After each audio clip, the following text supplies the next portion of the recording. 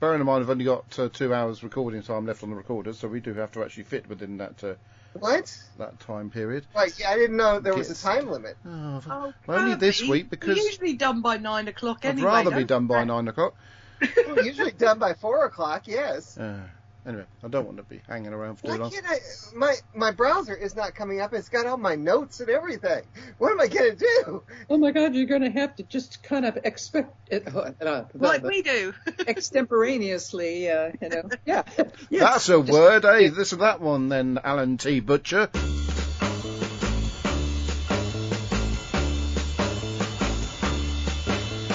APP services, Lamarty and book1.co.uk present the 20 megabyte Doctor Who podcast.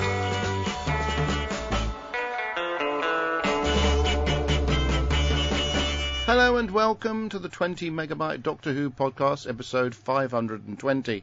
I'm Adam, and the circle must be broken. And here's Mary Lang. Be quiet. The circle must be broken. Oh God, the circle must be broken. Dr. Donna friend. Dr. Donna friend. Dr. Donna friend. Yeah, whatever. I thought it'd be funnier actually to do a quote such as, "I have created the finest green." I'll shut up then. If your ood is happy, then you will be happy. And I know what I like, and I like what I see. Wicked child! And so many Percy quotes. Right, so this week we'll be fast forwarding through the Planet of the Youth. You didn't have to. Yeah. What didn't have to? Anyone who's plan, Kirby. Yes. On the live feed, we have Debbie Melrose saying that's better. I don't know what she was doing beforehand. Ian Curtis saying good evening. Lillian Robbins saying I'm late. Oh dear, are you trying to tell me something, Lillian? Oh, congratulations in order. And then the circle must be broken. The circle must be broken. Yes, the circle must be broken. Circle must be broken. Oh jeez. Waiting on Ben. I'm hoping it'd be nice. I mean, he said 30 minutes. We can actually get the whole episode done before Ben comes on the show. I'll be thinking, oh, good. I can go in the other room. I can have a bath. Go in the other room. I can have a nice little glass of Jack Daniels. I could watch some of the programs I've got on Netflix and elsewhere, and I could do the bit of family research I was just about to do this morning before I left for work. But anyway, let's get on with this. So, the episode begins with three Ood getting spotlit, and there's a bit of psychedelia going on because they're actually compiling a Ood promo video. Because to cut a long story short, Oods are being treated as slaves. So you don't even need them to be, or Donna to realise this later on in the episode, because it is quite clearly the case. And of course they're made to make out that that's what they want to do.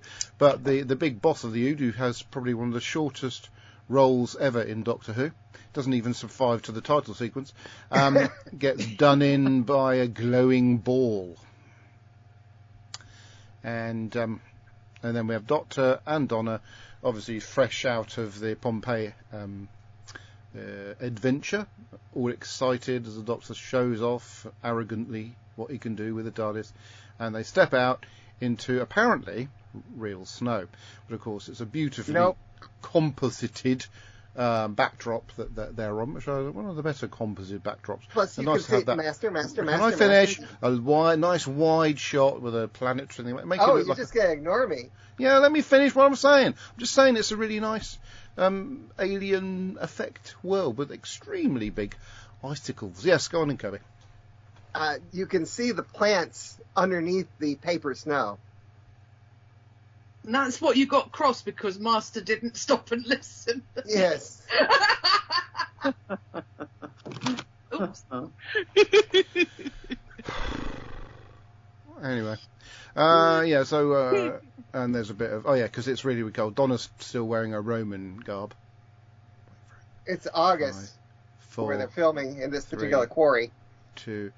all right, and the Doctor's sort of gushing about where they are, and Donna goes in to get a nice big woolly coat. If she'd got a nice white one, she could have appeared in the E17 video. It was but I love how she totally misses his whole expansive speech there. Yes. Yeah, she just wanders off. Anyway, well, this death that happened before the title sequence, Percy turns up with a few cronies, and he's come to inspect what's been going on, and perhaps, hang on, I'm just going to scratch my back. Perhaps initiate a cover-up. I'm going to scratch my back. I'll tell you what, this Elder Wand, I've said this on the show before, but the Elder Wand was actually designed as a specifically good back scratcher. Just by the by. I've been discussing with my wife possibly doing a Florida trip down to Universal, where she wants an Elder Wand. I've worn out the end of it a little bit, so I suppose I could do with a new. I've got Voldemort's wand over in the corner somewhere, so if this one ever gets completely worn out, I could always. How much do wands cost anyway? Oh, this one was about £25, but they've gone up since then. I've got Goyle's. Oh, you mean they levitate themselves? I've got Goyle's wand in the cupboard, signed by Josh Herdman himself. In fact, I've got two of them signed by. I had three in it originally, but I sold one on eBay. Which was quite good actually, because I bought the one for about 30 quid and sold it for 50 quid. That was quite profitable. And then eBay took a great cut of it, so it ended up being not worth. Can we get back to Doctor Who? Right then, so they as they're running around, they hear that song, a nice sort of song, and then they find the Ood that got shot. Because you were talking over that, but we've got to mention that one of the Ood the one that killed the bloke in the office, sort of legged it basically. And he got shot as he was legging it, and they find him dying in the snow, and Donna's really kind to her, and then he suddenly goes all red-eye, and then he just dies, and I like her speaking into his little brain thing. Yes. Yeah. Well, it's clever, because she wouldn't know where to speak into a nude's. She wouldn't know that's not his ear. Well, she saw it light up as he spoke, so Indeed. It makes sense. So anyway, they go a little bit further, and they find the sort of the complex, I suppose I call it, and quickly muscle their way in and use psychic paper to pretend they're someone else. Cement factory, you mean? No, I don't mean cement factory, Kirby. Well, that's what it is, and it's still in business. Oh, is it? How wonderful. It's really... Go visit. Anyway, so... I'm going to skip forward a little bit. There's the security bloke with the scar on his face. I'm sure I know he's been in lots of British dramas, but I'm sure he's been in Doctor Who as well. Yes, that's Harry Potter's father. Harry Potter's father. Oh wait, no, I'm sorry. The professor. You're talking about the security guy. Yeah, the security. The professor guy is Harry Potter's father. Looks completely different to the security bloke with the scar on his face. I who I was just saying. I apologized already. Yeah, but I was trying to make a point. Figure out who you were talking about. Wait until I finish my sentence then. No, it's I'm contractually. No, you are not contractually obliged. I don't remember. Is this the same security guy that runs the big claw thing later? Yes. Yes. Yeah, well, he's in EastEnders now. Is he? I knew I'd seen him somewhere else, but I thought he'd been in Doctor Who as well. No, well, he may have been. My browser's so slow, I can't tell you. He's got a cap. He's an ongoing character in EastEnders. He's got a cap with 3 stars on it. Does that mean he won the European Championship 3 times? Oh, which Ben was it? He'd understand that reference. Yeah, but then you go on for about half an hour about football. Yeah, exactly. I'm just wondering, because obviously he's talking into his watch. I just wonder if Apple Watches were available at this time, because it's very much, apart from obviously the design's different, Apple Watch-ish. Anyway, so Percy's hair's falling out, so he's drinking this tonic. What he thinks is a tonic to try and restore his hair, but it seems to be having the opposite effect. But bearing in mind, he starts the episode with hardly any hair. Well, I thought he'd be all completely bald by the time get halfway through, but there.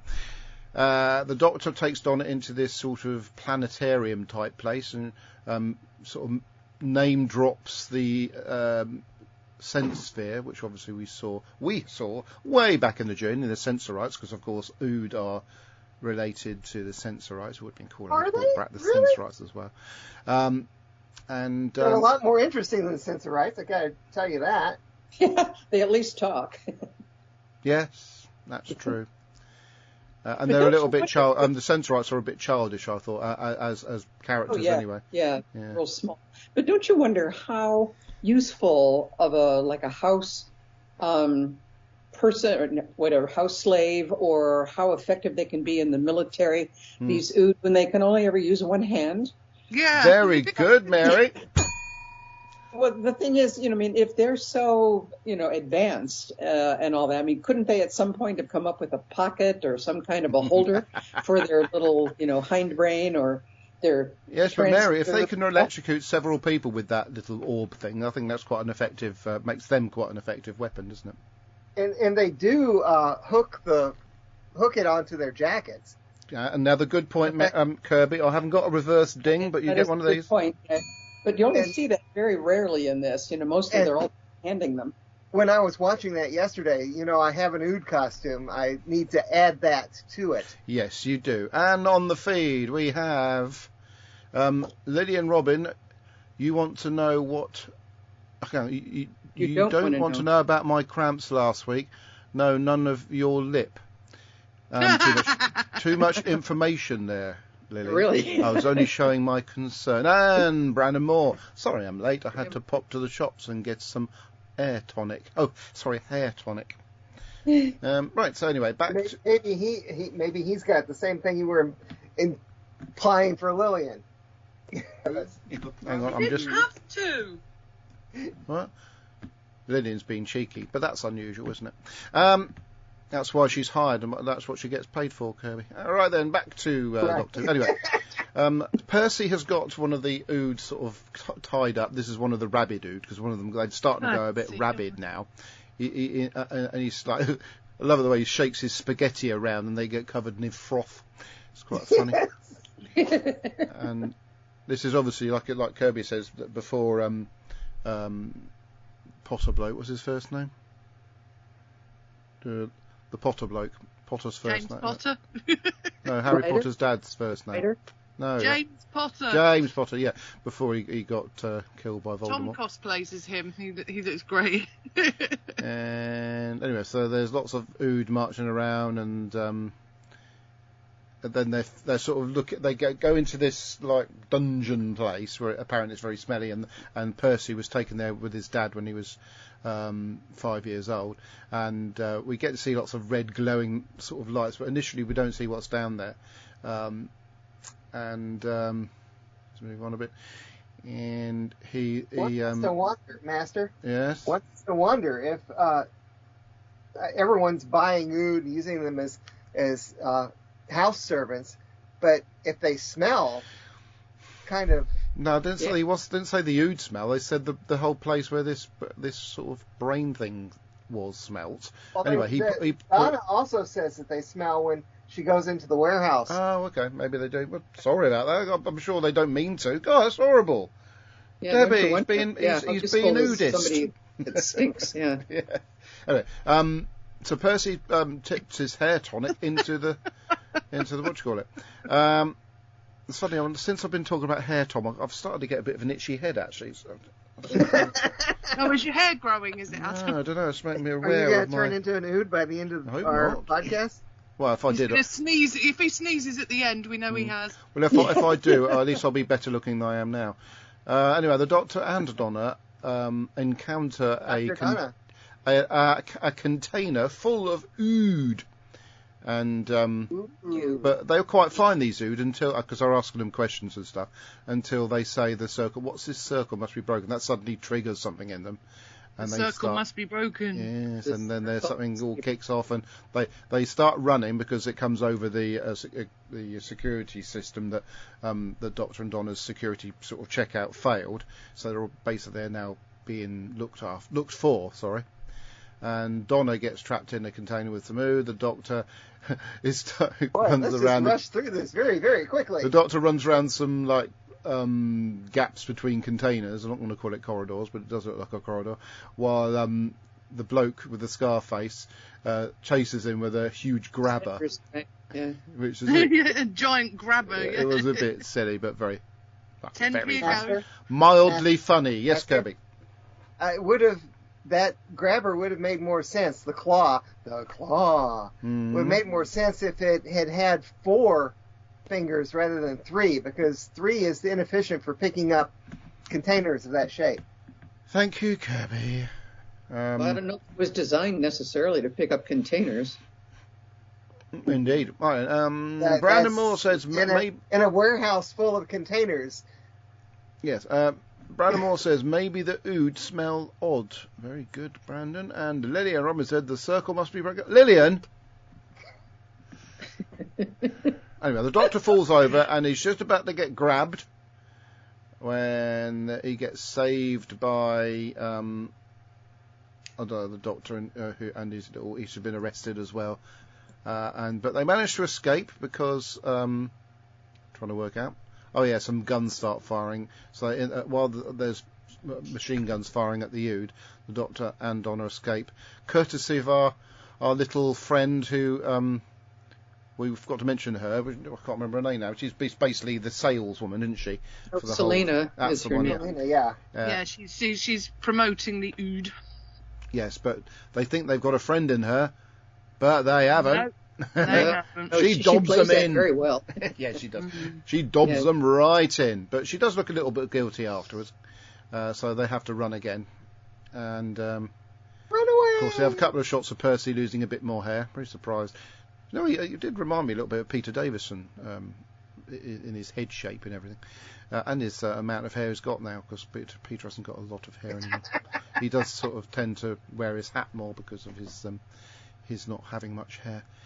Anyway, the Doctor and Donna eventually find the smelly place that we referred to earlier, with lots of virgin Ood, I suppose you call them, because they haven't got that carrying a little circular contained ball thingy. They're actually carrying a little brain in their hands, and they are undamaged by whatever. Anyway, the Doctor can hear the singing, and Donna wants to hear the singing, and then of course the Doctor does a sort of Vulcan mind meld on her, and then she decides she doesn't want to hear the singing. She's much more sort of akin to a Michael Bublé record than the Ood Choir's song. So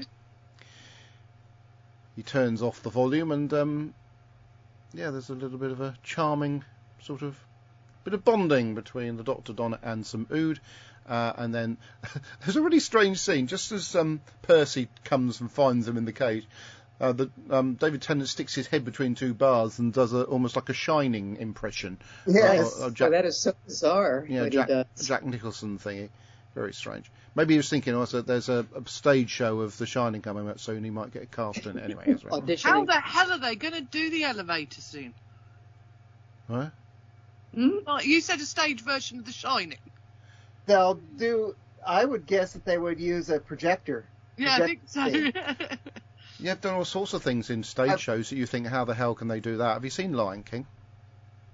Yeah. I've only seen The Shining once because, wow, what a scary it's movie. One of my favourite movies but I cannot watch it again. The book is one of my favourite books ever, and the film is loads different from the book, but it's still one of my favourite films ever. Well, what about the other version that the miniseries that Stephen King actually likes better? The miniseries of The Shining. Yeah. I haven't seen that. But I mean, I read the book and loved the book. It scared the bejesus out of me. It's wonderful. And the movie didn't really do much for me. The guy who reads it on Audible is sensational. Right, we've done the Stephen King shot at the moment.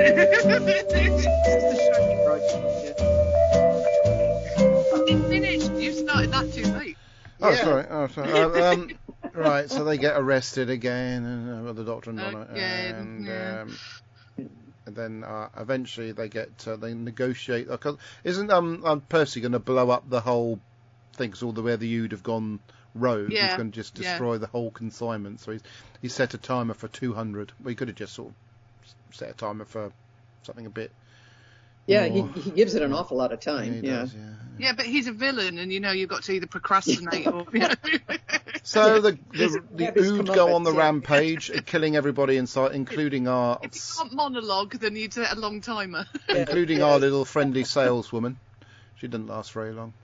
And also Harry Potter's dad and gets thrown into where the brain is. We know now it's a brain.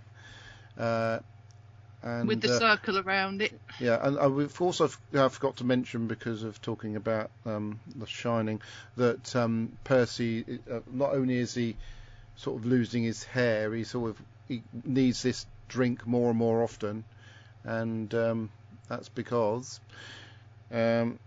he's turning into an ood. So we're going to move forward to the bit where I love that. Harry Potter's dad gets thrown into the brain. How does the doctor know that that's going to turn? Because the doctor's talking about it before it actually happens. Oh, he's a doctor. He knows all sorts of stuff. Yeah, but Mary, he's also already said he knows everything, all time and space. It's all in his head, so he sort of knows that's going to happen. It does feel like he's going, yeah, I know what's going on here. And it struck me as odd that he already knew what was going to happen. Of course, the circle is like a force field around the brain thingy, which is it's actually suppressing the Ood's sort of widespread communication with each other. And yes, but the Ood actually are one step of everything, because they've been poisoning Percy, and he is actually changing into an Ood. They should have made this happen a little bit quicker, to be fair. It might have been a bit more effective, but it's quite a revolting effect, of course. Master, they filmed a longer version. It was so gross that they had to cut it. Okay, but it's quite revolting as it is, as he pulls his flesh away from his head and becomes an Ood. And Ood Sigma says, "We will care for him. He's become Ood kind." Yeah, we will care for him. Yes. And so the ring, the circle is broken, and everybody can hear the singing of the Ood, and all the Oods stop fighting with all the security guards, and we sing like Grandma. I tell you what, I very nearly got through it before you turned up, Ben. And then, of course, we have all the poetic choir stuff as they're just about to say their goodbyes, and I will sing you to your rest. No, that's a different episode. Your song's nearly finished, Doctor. Yeah, is it? What do you mean? Oh, nothing really. Just carry on. We've got a few more episodes to go yet. And that's about it, apart from the trailer for the next episode. Ben, is there anything that you may have thought I might have covered before we say what do you think of the episode? Do you want to do your quote? Yes, please. Yes, Ben please. Shoveler. Run. The circle must be broken. No, leave him alone, Kirby. It's the default fallback version. Run. I would say that is probably in every single episode. Exactly, and I haven't watched this one, so as for telling you what you may or may not have missed, I couldn't tell you. I can think of one it's not in. That one where they're in that little capsule thing, and all the creatures outside. I can't remember what that was called now. Merlin's in it, the chap who plays Merlin, that one. Oh, Merlin. Midnight. There's not a lot of place. There's not a lot of space to run in that episode. I love that episode. I'm looking for. I have a cat right next to me named Midnight. Have you? Hello, Midnight. Yeah. Anyway, He's just staring at me. Lillian Robin continued her comment of the circle must be broken with what? Meaning I don't think she accepts that she's quite cheeky. And then she says, there's no other version of The Shining. Are you thinking of the Other King novel stroke movie? I think he's thinking about the TV series of It, because Stephen King loved that. He loved that. And and I've never watched any version of It. The films are terrible. Okay. So on what you're saying, Debbie, yeah. Are you saying... I was wrong. Here we go. This is a moment. Better get up to it. All right, so Terry Miles, Adam Pearson, don't forget to say happy birthday to Daphne Ashbrook. Well, she can't hear us. Happy birthday, Daphne Ashbrook. You never know. Brandon Moore. Daphne's birthday? It's Daphne Ashbrook's birthday today.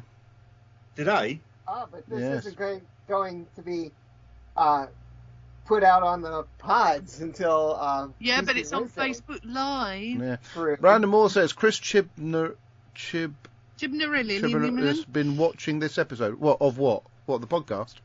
Yeah. Some ideas. Robert Vance Jr. Happy Sunday evening. Sorry, I'll say that again. Happy Sunday, everyone. By the way, Where is the post for the episode it seems to be missing? Oh, did you not post one, Kirby? I posted it. Oh, yeah, he did. I saw it. Oh, dear. I saw it. I didn't see it because I haven't been looking. Now, when I went in just now into the Facebook group, I didn't see it immediately. Yes, because you thought it was shining. Yay! Thank you very much. I had to click on a notification before it came up, so I don't know where it's gone. So I'm just to think I deserve that. Thank you very much.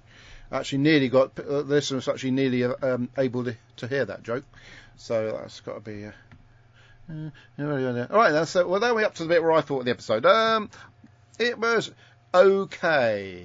Not my favourite. Certainly it's not one of the best episodes of this series, but in a way it's quite important because obviously with such emphasis put on the Ood, especially towards the end of David Tennant's time, this version of David Tennant's time as a Doctor, because the Ood, certainly Ood Sigma is in it quite a lot. So that's the only thing that makes it important. Some interesting actors in it, we've already sort of alluded to.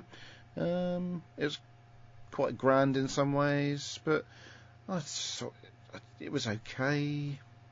Didn't really sort of make me think, oh good, I was really looking to watching this episode. But obviously the previous week I was really looking forward to watching Pompeii. Oh, sorry, what was it called again?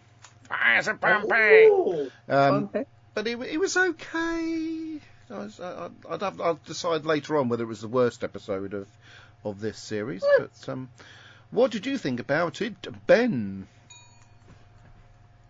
You got a ding already. Where's he gone? I'm here. Oh. I was building up what's known as suspense. He was thinking about it. I did find some suspense music actually. No, he was thinking about it. You said, "What did you think about it, Ben?" So he was thinking about it. I was literally in deep thought then. You know, I'd got probably 26 minutes into the episode before you then wanted some voicing of what I was thinking. I can't find any suspense music because I spelled suspense wrong. Well, Adam, in answer to your question of what did I think about it? Ooh. Yeah, go on, I'll do that. Suspense music. Sounds like bees. That sounds like the bees are missing. That sounds like David Attenborough doing Jumanji. It says suspense music. How about this one? That sounds like the tripods. But does it sound suspenseful? Yeah, kind of, but that also says the opening note for the tripods thing music. Yeah, it just sounds like someone's dropped a double bass.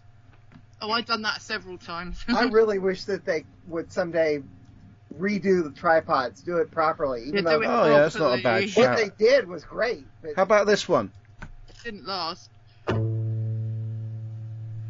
do do do do do do do do. How about that? Was that quite suspenseful? No. I'm having trouble with Facebook, so... How am I going to get in trouble with Facebook?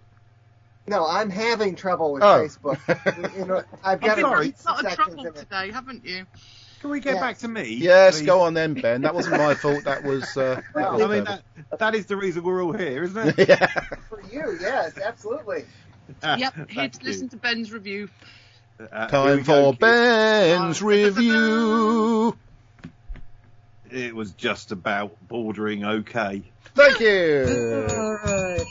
No, I kind of agree with what you're saying. It wasn't anything special. It was all right, and it filled in some bits that you needed to know for later. It wasn't awful, wasn't terrible, wasn't brilliant. The Doctor was the Doctor, the Donna was Donna, and the Ood were really weird looking, and still don't like the light coming on every time they speak. That's just weird. The Daleks used to do that. Oh, they still do. Get confused. Was this the one where I get confused between this one and the first one that Eccleston did, where they pour the thingy on the big brain. So this one doesn't have Billy Piper doing gymnastics in it. It did look very similar, though, to be fair. The Mystique consciousnness.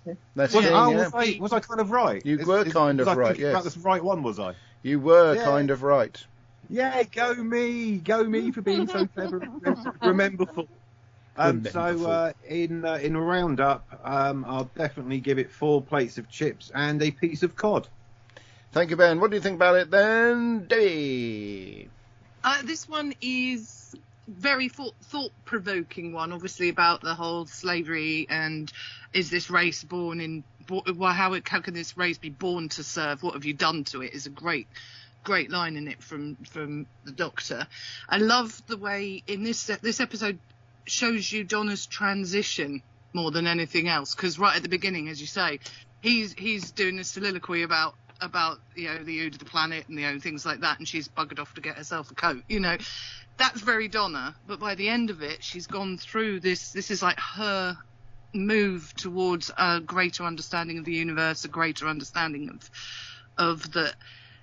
Her line. She's not sure what's right or not anymore, and that this is her change episode. And that's sorry. That's because she needs to turn left. Yes. But yeah, I always see this episode more about Donna's sort of coming out of the cocoon type thing. This is her finding her way. But the music's terrific. I don't tend to like the music they use for the Ood. I get it, but it doesn't feel quite alien enough. If you see, we are the Ood. We are the Ood. We are the Ood. Would that have been better for you? That would be the Ood football team, yes. I'm sure they'll develop that eventually. But I just feel that in some ways this episode could have been absolutely epic, but it just the interspacing of the way they move, the action, then back to the talking, then back to the action. It gets a bit too frenetic at points through it. I get it; they're trying to build up the drama, but it's just very distracting. And Isla found it quite like, what's going on? She found that hard to follow, and I like this episode a lot, and I just think it is about Donna for me, and the costumes in this are brilliant, and Tim McInnery is always fabulous, but as you said all the way through, will always be Percy. He will always be I forgot Captain Percy. Darling was in it. Captain Darling. Don't slouch, darling. No, darling, don't be so stupid. Brandon Moore says it's the Wasp. Oh, sorry. Brandon Moore says it's the Wasp arrived 4 episodes too early, and then yes. Yeah. This is a bit of a strange statement. Robert Vance Jr. says Ben is the comic relief for the podcast. Love you, Ben. I thought I was. Well, if that's the case, if you'd like to all start sending me your money in now, send it to Ben at imskint.com. Hang on, I'm looking for Kirby's the comic relief. No, I'm looking for the sarcastic laughter sound effect, because that is the next statement. This one? I thought Kirby was Don't be comic rude. relief. I've got stomachache and I'm not feeling well. Oh, Ben. Stomachache. Oh. Does that mean below your stomach hurts? No, it's kind of like just in between my ribs and down a bit. Is that because your sides are split from Kirby's comedy? No, that happened a long time ago. That wound is well healed. Is he not allowed to do any impressions of Billy Kirkbright this week, just in case it splits completely? Yeah. I should think I'll be all right. Okay. Please don't. Which rather nicely segues into Kirby. What did you think of it? I guess I've watched a completely different story than you guys, because I think this one is absolutely brilliant. Maybe there was an American version. It is wonderful. Sometimes somewhat hard to watch because of the slavery thing, but that's the whole purpose of it, is to make you think about that. I liked the Doctor's come back to Donna when she says, "We don't use slaves." He says, "Where do you think your clothes come from?" Yeah. Primark. Yeah, exactly. I love the Ood to the point where I have an Ood costume. It's one of the few cosplays I do. You haven't mentioned that yet, Kirby. Do you perhaps, by any chance, have an Ood costume? I think so. And do you have a toy little blob thing from a couple of weeks ago? I've only been able to wear it to 2 conventions because of this thing called COVID. So what's that thing you got? What costume is it? I thought it had been because of pride. I thought he said he couldn't wear it because of 2 interventions. And self-respect, yeah. I thought he said exactly, he came Mary. for it to 2 interventions for a minute there. Now, Kirby, we're really going to have to sit you down, mate. It's not good dressing as a dude at work. I was really looking forward to a convention that got canceled because of COVID. Was going to have Catherine Tate come to the States. I was planning on wearing that costume. I've met her. Yes, you've mentioned that. Nabs isn't going to any in America. He announced on his Facebook page that he will not be bringing Syl to America this year until it's safer. I love how Donna. It really gives you good insight into Donna and how she is my favorite new Who companion. Yeah, we've established this, but yes, quite understandably so. And the only thing about this particular story is that just like with Raiders of the Lost Ark, there is nothing would have changed. The protagonist had not gone. This whole thing would have happened if the Doctor and Donna had not been there. Yes, but the trouble follows the Doctor, doesn't it? Yes. The Ood would have revolted, and the friends of the Ood would have released. I mean, Harry Potter's dad would have still been there and still would have done what he did. He probably still would have gotten shot, and Percy was still becoming Ood. So the Doctor did nothing. But it was still a great just episode. trying to get away from it. But yeah, he did help a little bit. He did do something, didn't he? I'm pretty sure it was towards the end. Name it. Yeah, name it. What did he do? He made a cracking cup of tea on about 13 minutes in.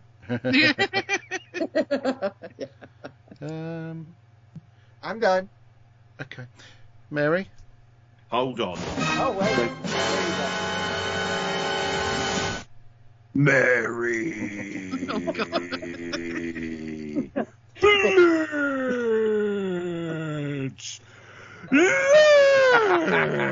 I think he might have been slightly towards. By the way, Kirby is the show information guy. That's what Robert Vance Jr. says. Yes, Mary. So Kirby pretty much. Did you mean Mary? Kirby stole my central point, which was, what did the Doctor and Donna actually do to get the gratitude of the Ood? They get such a wonderful parting speech.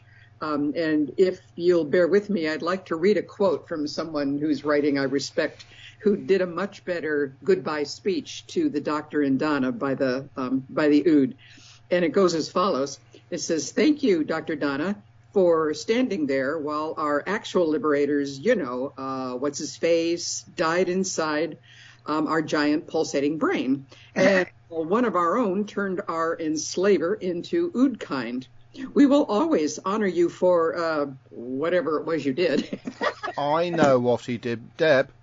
Yeah. You get a pay rise if you agree with me on this one. What the Doctor and Donna did was show compassion for the Ood, compassion that wasn't given by anybody other than Ood kind during that episode. So. And Harry Potter's dad, he's a member of Friends of the Ood. He was there for a reason. Yeah, I mean, they were already taking care Friends of the Ood were already in place. It's not okay. We'll get them on. So I'm sorry I'm not going to get a pay rise, but I agree. But I also agree that they do show a lot of compassion to the Ood, more than the Ood have ever seen.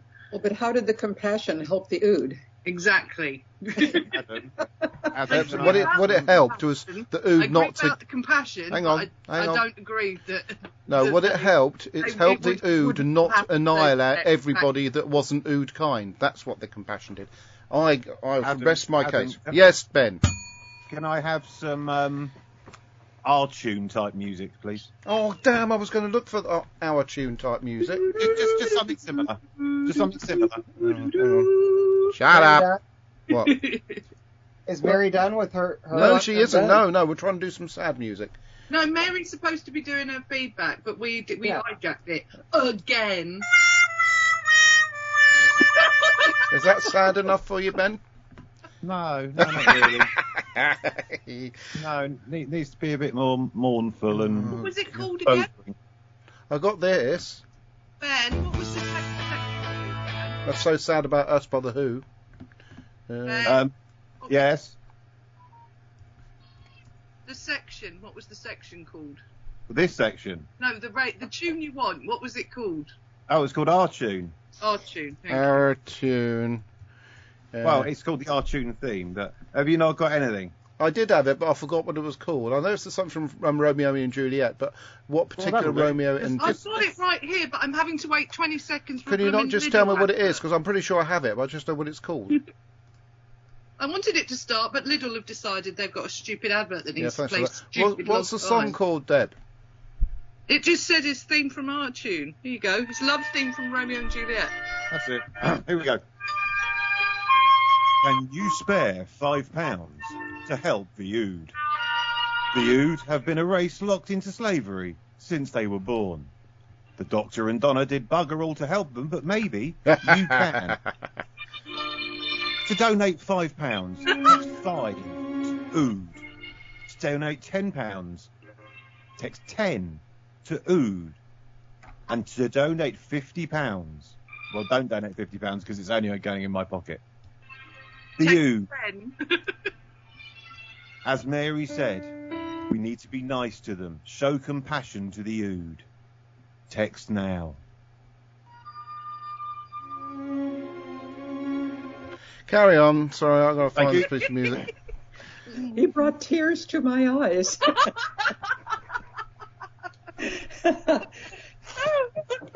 Sorry for interrupting, Mary. Do continue. I've got so many love themes from Romeo and Juliet, and none of them are the right ones. I don't understand. No, you just go on YouTube, and I typed in theme from Our Tune, and there it was. Yeah, but I bought it, and I paid money for this. Bought it? Yeah. You remember this? Sorry, Mary. Mary. Well, and on the topic of sympathy with the Ood, I get it that we are very sympathetic. We don't like slave, labor. But the doctor's comment about, but where do you think your clothes come from? And then she blows it off with, what, you just here, to make smart comments. I think a little more could be made of that. But then at this time, when this episode came out, I don't think people were as aware of, the clothes, the shoes, the electronic devices we all enjoy, are the product of slave labor. And even today, people really don't want to see it, even though it's right in front of them. And here we are all talking on Apple devices. And well, Kirby isn't. I'm not. Well, who knows where yours is coming from? Yeah, his computer hasn't booted up yet. Yeah. So this is a very generic episode. I mean, we've got the Ood, that are being oppressed, oh, too bad. And we've got the guards dressed in black, boo, hiss. We've got the heroes, the Doctor and Donna, yay, coming to, we think, save them, but they really don't. There's so little real original thinking in this. Even that chase around the container place with the claw, it just seems like, diversion from the real story. And I know it's a family story, and the kids probably got a big charge out of that chase. But, I was just kind of yawning my way through because I knew the Doctor would get away or something would not happen to him. So, this one doesn't rank very high in my opinion. So that's it for me. I'm the Can only I person just who say off liked the it. back of that, Mary, although I do agree with 99% of what you said, I think someone needs to be a little bit pro-slavery here, as no one else seems to want to be. So shall I stick? I might stick up for the slaves, or the slave masters, and say, right. if it wasn't for slaves, we wouldn't get cheap stuff. Surely that's a good thing. I know. Unlike Donna, Donna had eyes opened, but the rest of us, we would prefer to look away, and still get our cheap stuff. Yeah. Absolutely. That is very people true. With no money. I mean, what about the poor slaves that work for Aldi's right now? Oh, What sorry. about those ones who work for Co-op? Right then, where do we get up to? Thank you, Mary. Right then, so I was going to do a new special jingle, but I'm going to sing it anyway. It's time for Kirby's Bits. Oh, Kirby's Bits. no, that was that was supposed to be a different title. That was supposed to be a symbol. That doesn't wash well. Kirby's Bits. Is that the No. best You weren't listening, Debbie. It's time for Kirby's Bit, and the tss was a symbol sound. Yeah, I know, but it's become Kirby's Bits. It became Bits. Kirby, would you like to share your bits with us? Yes. Hopefully not on the live feed. There could be comment. No, I won't make any comments dear. about anything that's going on in the country at the moment. Right, go on then, Kirby.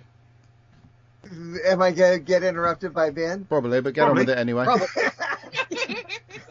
But hey, you know what that's like, interrupting people, don't you? I learned carry on. I learned at the feet of the master.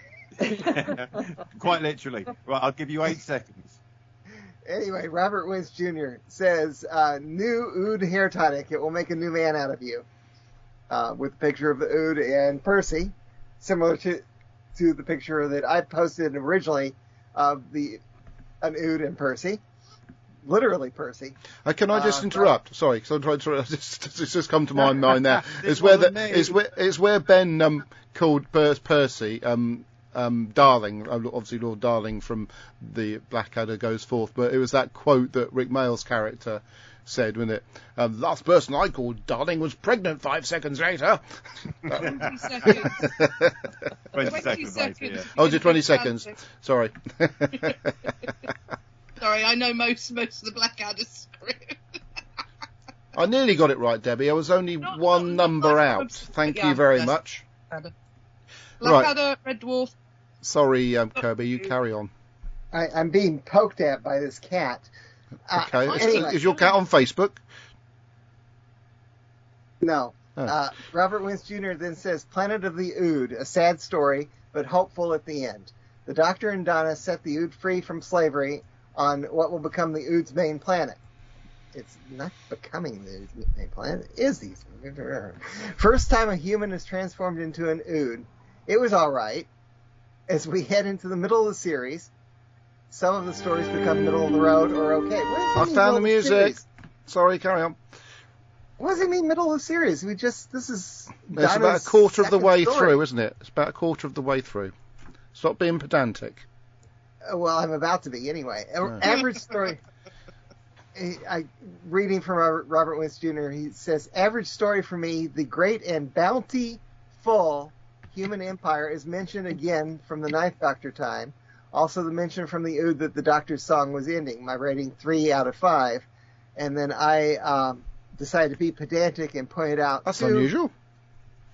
To him, it's not 2 words bountiful, it's bountiful. Oh, God.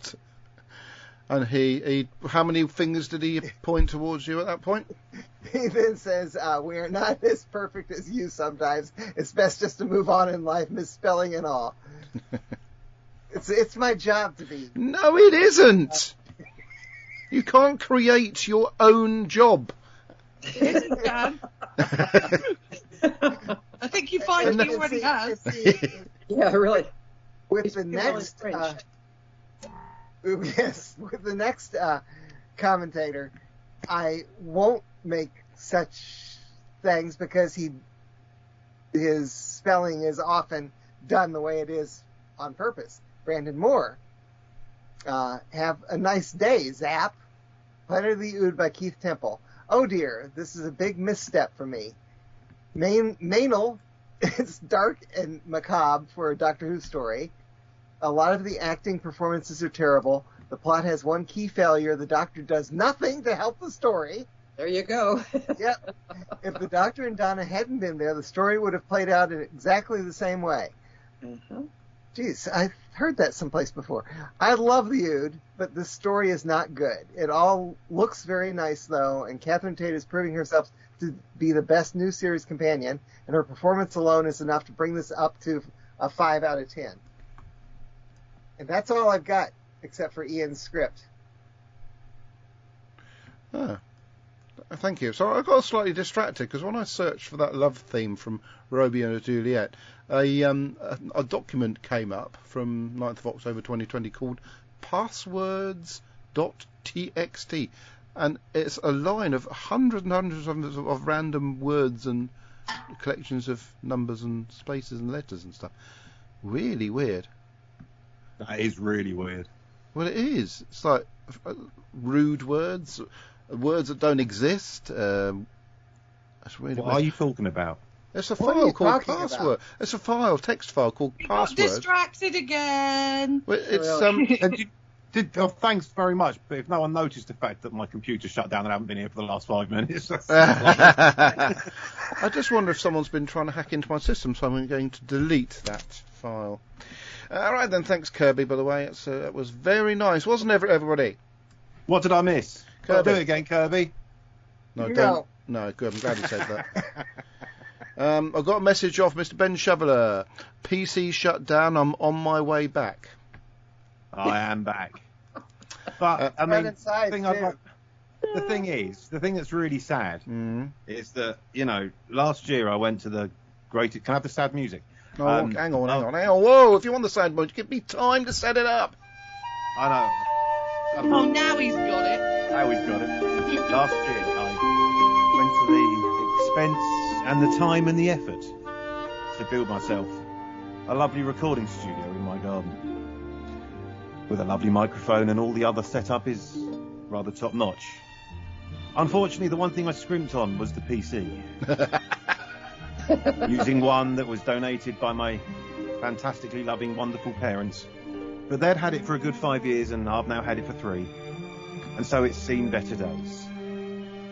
Please donate money to buy Ben a PC.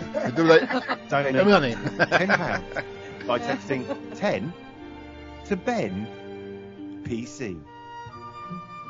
If you'd like to donate a whole new PC, get hold of me on Facebook. And do bear in mind, and this is the important thing, it's my birthday on Friday. Oh, God. And so, therefore, any presents would be appreciated. Not just appreciated, but lovingly... sod it. Just send me stuff. It's my birthday. I'm nearly 50. I think I deserve stuff. Well, if you're nearly 15, you deserve stuff. I deserve even more. I'm bloody nearly 56. And Kirby's nearly 78. Yes, but therefore I'm the pup of the gang. No, I think you'll find that Debbie is. Really? I've seen photos. Hey?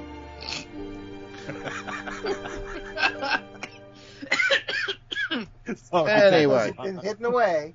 I'm What only did I get up joking, to? David. I know, don't But worry. Decided to choke at the same time. You're not the first woman who said that to me today. Oh, God. Right then, now what have we got coming through? We've got this. Well, Is there a good new evening, PC Mike on the way Sandy yet? here. It is it's about 6:30 on Sunday afternoon. I've just had a bath, so I'm sitting here wearing only a Harlequin's towel. You may Oh, not wish lovely. to What consider a that mental image much that. longer. event. Anyway, yesterday I did the Island when I was watching Planet of the Ood. Stormageddon watched along with me. And he enjoyed it. He recognised the Ood. He's seen them before.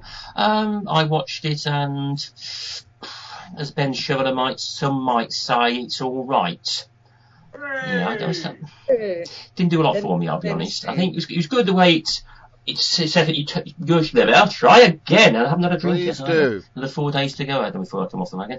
Anyway, I think it's good the way you understood now how the Ood operated. I think is the best way. You know, with carrying the brain in their hands. That's what translator unit. I think it's understanding more about them. It's interesting because they are. I guess it's not Adam. What's his name? Alan T. Butcher will probably may think this is a parable of modern slavery, which it probably is. It's interesting at the moment. I'm rereading the Harry Potter series. I've just finished the Goblet of Fire, where it's those of you who know it. They've got Hermione getting involved with house elves, who again are willing slaves. I think is the best way of putting it, because that's really what the Ood are. You know, that's what they're bred to do. They're conditioned to do. They are conditioned to serve. And again, that's where I think the modern slavery parable comes in. And I do come across bits of that in my work with procurement about some things happen. Let's not go there. But I don't know why it just didn't really come together for me, this story. I think the evil capitalist, again, Alan was a field day on that one, trying to exploit them and ending up himself being turned into an Ood. But what happened to him? Did he just disappear? Did he just become one of the Ood horde or what? I mean, I think it would have been good to know what had happened to him. Did he sort of becoming leader, knowing what he knew? Did he keep all his knowledge and therefore was able to act for the Ood to make sure this never happened to them again? I think that would have been good, just to take that a little bit further. You've got the inside of the Doctor, who had been 10 years trying to get an in it, and then he got killed by the brain. I mean, again, it just didn't work. Why didn't he just bounce off the brain? He just lay there and fell in, and he didn't try to struggle to get out of it. I mean, surely he could. Sure. Soft landing, something like that. The Doctor, at the end, he managed to disarm all those bombs very, very easily. It just seemed to be so easy. And again, at the end, there's all the soldiers standing around. Did they realise that the enemy had almost turned, that the crisis is over? It just didn't make sense. It didn't stack up for him, I'm afraid. I think I understand what they were trying to do, but I didn't enjoy it. I didn't. This is not going to be one I'm going to go back to and watch again in a rush. I think it was interesting. Again, probably the best thing was it was building the Doctor Donna relationship, and she started to understand how the Doctor worked, what the Doctor has to go through. She thought that going out into the great outer space would be, all fun and frivolity, and now she's seen, actually it's pretty tough out there, but she wanted to stay there, didn't she? Because, she realised she will see a lot. I nearly did a short one with it. But there you go. So that was the end of Planet of the Ood, not one of the best ones. I think it's interesting that the Ood did carry on, but this wouldn't be a go-to one for me. So until then, I will see you again next week. Until then, be seeing you. Well, thank you very much. That's Andy Nunny, everybody. Well, they Stormageddon's dad. Yeah. All right. What's that? Oh, yeah, I got Ian Kirk says Daphne Ashbrook's birthday is the 30th of January today. I think we may have mentioned that. Happy birthday, Daphne, even though you're not listening. But just in case some weird thing happens in the future. It's my birthday on Friday. Oh, we've already mentioned that too. Sorry, I couldn't remember if I had or not. Sorry. Yeah, sorry. I'm afraid we have. Right. Yes, Mary, you have some blurb to dictate. I do. And it's from the Mileses. Okay, it says... It goes on for miles. They go on and on. Oh, God! The Doctor and Donna arrive on an icy planet that is the home of the Ood, who we met a while back in the Impossible Planet and the Satan Pit, which, by the way, a little thing here, there were supposed to be Slovenes in the Impossible Planet, but but for some reason they couldn't get them together quick enough, so they were able to throw the Ood together as a replacement. So, but that's what a great job by the time they got to Planet of London, or whatever of London it was there? With the Slovene. Wow, they clearly have done loads of work by then. Hard to imagine the Slovene as being, willful servants. Okay. It's also hard to imagine them being any worse. True. We then meet the people who are selling the Ood as slaves. Now that's what I call a spaceship. You've got a box, he's got a Ferrari. As with all big companies, they want a bigger profit, and the son of the owner of the company arrives on the planet in that spaceship. Hang on, that's darling, isn't it? Where are Blackadder and Baldric? Let that have the cunning plan. Hang it up. Nice to see all the baddies get their comeuppance. Donna gets some great lines. Why do you say miss? Do I look single? At first, she's quick to dismiss, that they're married, but then, she's insulted if someone thinks she's single. Okay, that's the start of Dr. Donna. This one was an enjoyable little tale with a bit of a sting at the end, with the Ood saying, I think your song must end soon. The lovely Martha and Donna's granddad are in the two-parter next week with the Potato Heads, played by Dan Starkey and Chris Ryan. Friend of the show. Stay safe and well, everybody. Linda and Terry Miles. Yay! Very eloquently dictated. By the way, I did find a piece of music that might have been appropriate.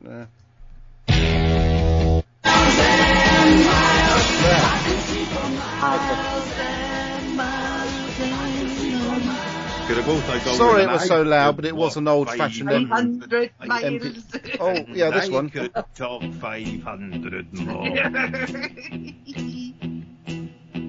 Oh, very good. God, this is getting good. Oh, no, it isn't. I was going to say, mate, it's taken, about 15 years to get to this level. What about this one? Yeah. No, not that. No, okay. How about this one? Oh. Never mind. Yeah, that's great, Adam. That's good. Yeah. That was probably the best one, that last one. I'm glad that we slipped back to norm before the end of that slick section. Oh, God, I've lost my page. Oh, here we are, then. Where's my list of blooming jingles? Here it is.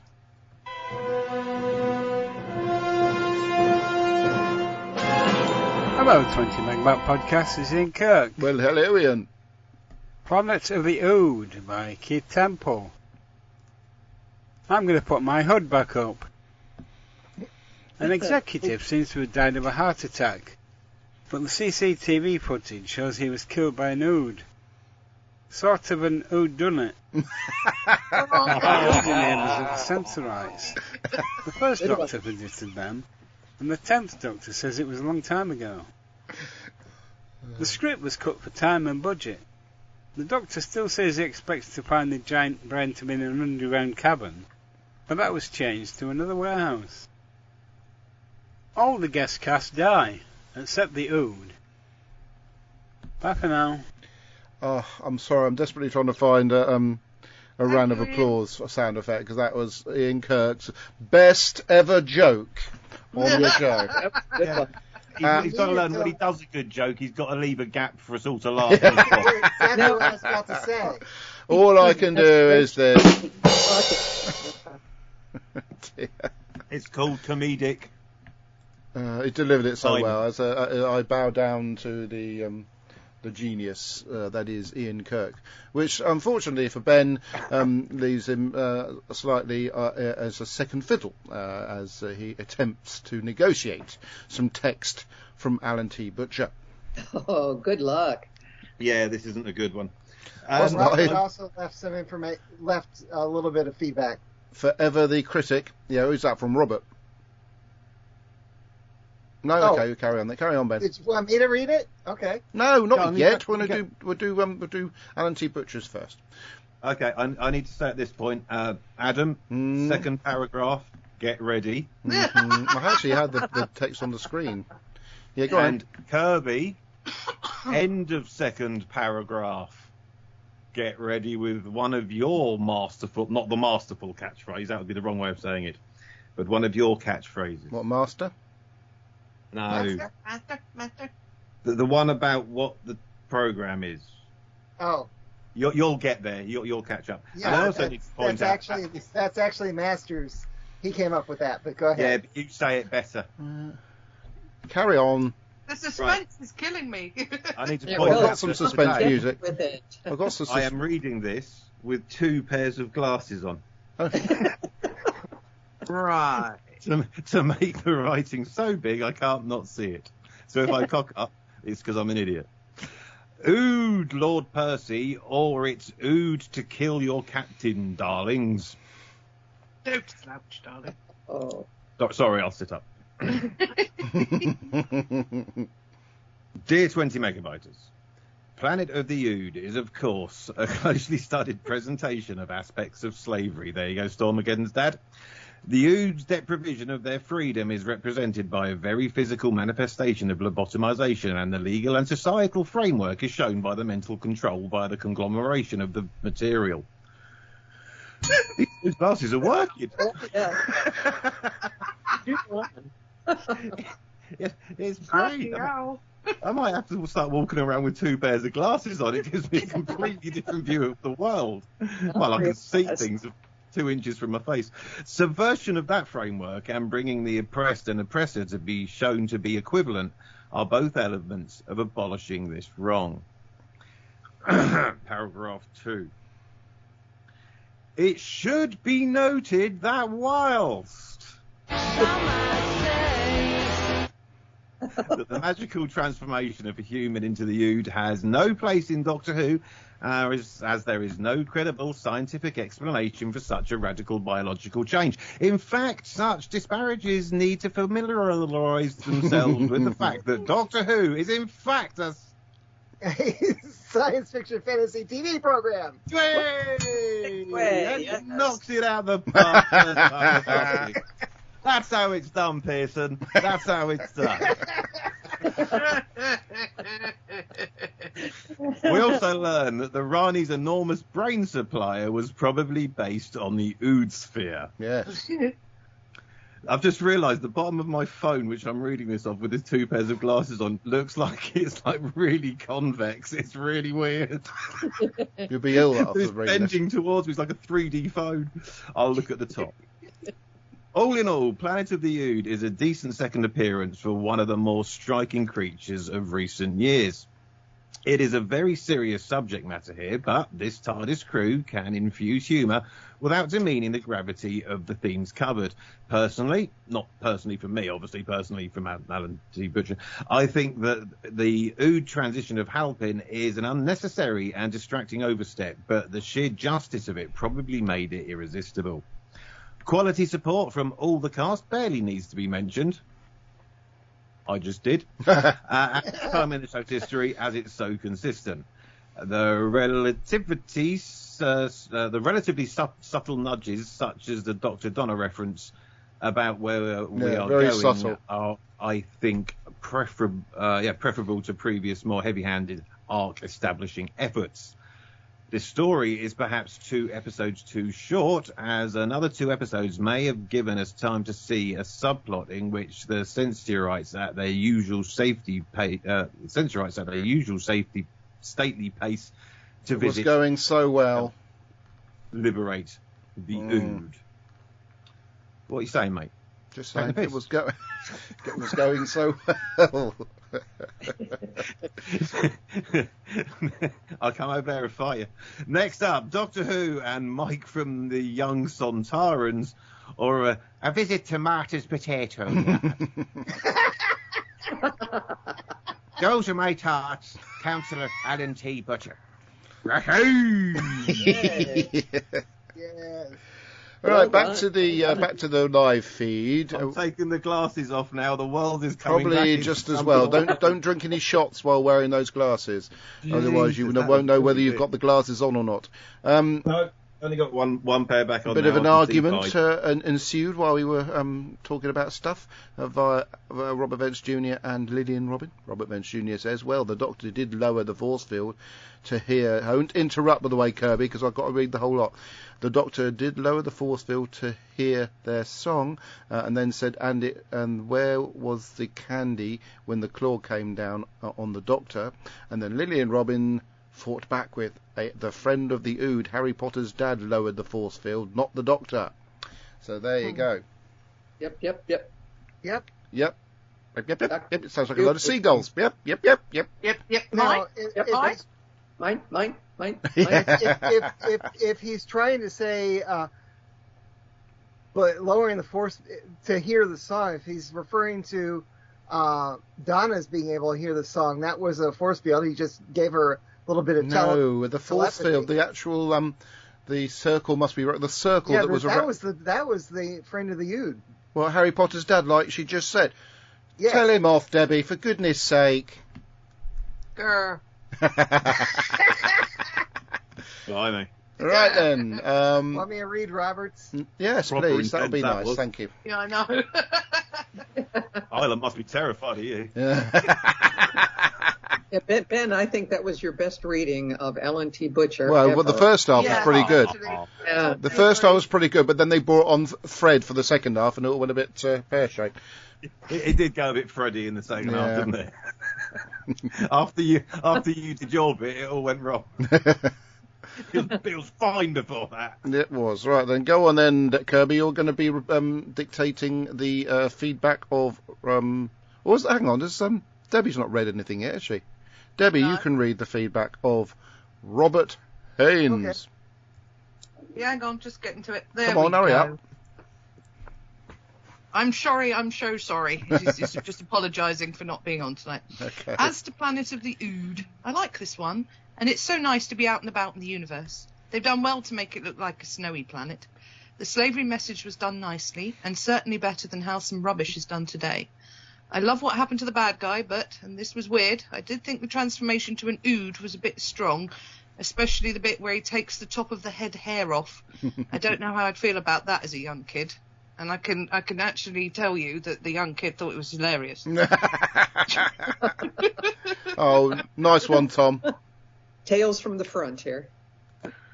Yeah, and my kids were pretty young when they first saw this episode, and they always went, ew! Yeah, talk of the playground the next day. Doctor Who news. Right, now new Target books have been announced. BBC Books has announced that it will be expanding the Doctor Who Target range with 5 new titles in the summer of 2022. All published. Why did you skip stuff there? What stuff? Doctor Who features in most loved BBC shows of all time is the top. Look, Kirby, this works in reverse order. In reverse order. Yeah. So I'd work up the screen. Every week he goes to where we got to last time and goes up. Most of the time I don't bring the website up. Oh, God. I didn't. Anyway, as I was trying to say, all published on the 14th of July 2021, each with newly commissioned cover artwork by Anthony Dry. What's wrong with blimmin' Alistair Pearson's super best artwork ever? Yeah. Forget about him? Obviously, the chap who did the original artworks, the iconic stuff in the 70s, recently passed away, I think, as far as I know. So he can't do it, can he? Penned by the original script writer, the late David Fisher, and adapted for his new 2011 and 2014 audio novelisations, The Stones of Blood, The Androids of Tara are now being released as 2 Target books, with the original Target versions published in the 1970s were written by former Doctor Who script editor Terence Dix. These will be accompanied by a Target edition of Fires of Bombay, that's topical, isn't it, by James Moran, as well as Eaters of the Light by Rona Munro and The Zygon Invasion by Peter Harness. How about that then, Kirby? Yeah, The Eaters of Light might be more interesting written. Oh, I'm sure lots of Doctor Who stories would be more interesting written. Because that was not a good story. If you say so. Spencer Chapman, the designer Spencer Chapman, has died at the age of 84. He worked on several early episodes of Doctor Who. His first story, the 1964, The Dalek Invasion of Earth. So that was a sad loss, but again, a very old chap. Doctor Who features in most loved BBC shows of all time, but not the most loved BBC show of all time. Yeah, it was second. And I've never seen that first one. What was the first one? What was it? Only Fools and Horses. Nobody's ever heard of. Have you ever heard of Only Fools and Horses, Ben? Of course he has. No. Was that a quiz show hosted? I will do the top. I've only heard the name. What is it? It's a very, very funny British television program. It's probably Britain's most popular long-running comedy TV series of all time, let alone the BBC's. You couldn't play it now because there'd be too many people getting upset about it. Well, I think it. I prefer 40 Towers myself, but that wasn't a long-running series like Only Fools and Horses. 40 Towers is on the list. What? No, stop it! Stop interrupting me when I'm trying to. Oh, hang on! I've lost my page because of you. Bear with. Right, hang on. I've got to do some. You sound like me. Have you seen the first series of the Alan Partridge show where he's doing his TV show? I haven't seen any Alan Partridge shows. I'm afraid. Sorry. Have you not? I've sort of dabbled. Alan Partridge. Tom finds him very uncomfortable because he doesn't like the embarrassment comedy.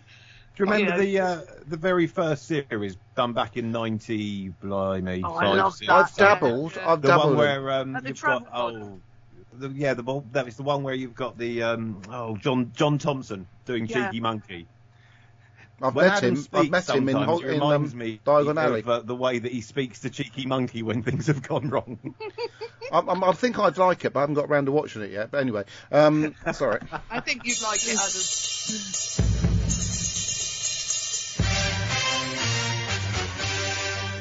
right topic. And there are the top 20 shows. The BBC's favourite of all time. Number 20, Blue Peter. Number 19, The Royal Family. Number 18, Top of the Pops. How topical. Rocking up to number 17, The Good Life, with the Sherlock at number 16, and Yes Minister stroke Yes Prime Minister up to number 15. Dinner Ladies at 14, Killing Eve at 13, and at number 12... You've got to speed up, mate. You've got to really speed up. Planet Earth 1 and 2, number 11, Dad's Army, number 10, The Vicar of Dibley. That's too loud, isn't it? Morecambe Wise, The Morecambe Wise Show at number 9, Blackadder at number 8, 40 Towers at number 7, Gavin and Stacey number 6, Corn Midwife number 5, Line of Duty number 4, no rubbish, number 3, Strictly Come Dancing, number 2, Doctor Who, and of course, as we said, number 1, Only Fools and Horses. What? I know you've got the really long version. This is used. Well, that one's normally used for counting down the top 175, not the top 40. Yeah, I can't remember who gave me that piece of music originally, but it's got the date of 28th of March 2011 on it. Well, that'll be me probably then. I've got Deb's jingle here. I wonder what that goes like. I don't give a toss about your stupid bloody podcast. Well, that hasn't changed. Right, so... that's the Doctor Who news section. So we'll move on to feedback. I'm just my finger's a bit arthritic at the moment. Did I say feedback? Is that what an arthritic finger sounds like? Sponsors, that's what I meant to say. But before we move on to sponsors... Who.co.uk? Nobody sent anything new text on the feed, so I really shouldn't have done that. That sounds a bit rubbish, doesn't it? Whowon.co... Oh, darn, what did I just click on? Whowon.co.uk are continuing to sponsor the show. So anybody who's listened to the podcast, this in fact is a podcast, not a live feed on Facebook, we're just here recording the show, will notice that the theme tune has reverted to the previous version of the theme tune, which is slightly better anyway, because Heroes don't want to sponsor us anymore. But there you go. So we're just going to go on with the ever loyal Lavazzi and these people at whowon.co.uk. Latest products, London 1965. Jamie Glover reads this Beyond the Doctor story featuring Ian Chesterton and Barbara Wright. This would be quite interesting because obviously they did leave Doctor Who and then they went looked like they were going to sort of have a relationship with each other when they were sort of rocking around on the buses and stuff like that. So I think Mary will tell us about that one when she buys it. 12th Doctor Chronicles 2, featuring the 12th Doctor. Is that it's a BBC production? Oh, anyway, Unit Nemesis 1 Between Two Worlds by a friend of the show, Andrew Smith. Then 9th Doctor Adventures Lost Warriors. These are all sort of Big Finish production, stroke sort of novelisations in audio form. 10th Doctor, Dalek Universe 3. These are all ready to buy now. Coming soon. 8th Doctor, Charlie Pollard Further Adventure. I've seen something about that somewhere, probably in a sort of post online somewhere. K-Doc Point, the Torchwood story, not featuring John Barrowman yet. 5th Doctor, 41... Well, it's doubtful they'll have anything featuring John Barrowman. They will eventually when they realise they've been a bunch of sillinesses, silly people. Grey Mare. It's not really Torchwood, isn't it? Torchwood without John with Barrowman. Grey Mare is Torchwood, yeah, and it's a horror story, yeah. Yeah, but it's not Torchwood without John Barrowman. He's Captain Jack. What's the point? Peladon. Ooh. I can click on that we've had Doctor Who episodes where the Doctor's barely there, and it's still he's actually been in it though, even if he's barely there. Yeah, Peladon featuring River Song, the 6th Doctor, looks like the 8th Doctor. Yeah, and the 8th Doctor there. That looks really good, and I just got that. So we just got it. Woo-hoo. It's Mary's moment. Yeah. No, it's not what it. No, stop trying to invent the title. Sorry, Ben. You have to listen to that while riding a bike. Possibly. These are on pre-order from whowon.co.uk. So many here. I mean, they've got The War Doctor Begins, and they've got A Year of Martha Jones. Yes, I Doctor, want that. I miss the Doctor. Oh, Doctor, I really miss you. Oh, come back for me. Is that what it goes like? No? Okay. No, So that's it's all at okay. whowon.co. It goes, hey, I'm going to meet Lucifer. Oh, very Oh, good. lucky you. No, she's going to marry Mickey. That's racist. Yeah, I know. I think it probably goes. It is referenced, I believe, in... Martha Jones' Diary, Day 1. I'm with him. Oh, I don't like this walk. Maybe Noel Clarke and John Barrowman It should have a really spin-off takes series its toll together. on your boots. I've got to get round the world and tell people how great Doctor is. Day 2. Made it to Bristol. It's not great here, but it'll do for the time being. Met a few people, told them what great stuff the Doctor had done. Great stuff. They told me to sod off because they'd never heard of him. So I carried on. I'm now in Cornwall. I'm having discussions with people as to whether to put cream and jam on your scones first. Day 3. Introducing the first ever all Google phone with Google Tensor. The first I Google hate chip. bloody YouTube. Come on. Day 3. Made it to coast to Britain. Found at ship and managed to get all the way to America. Told people how great Doctor was. They told me to sod off because they'd never heard of him. Day 4.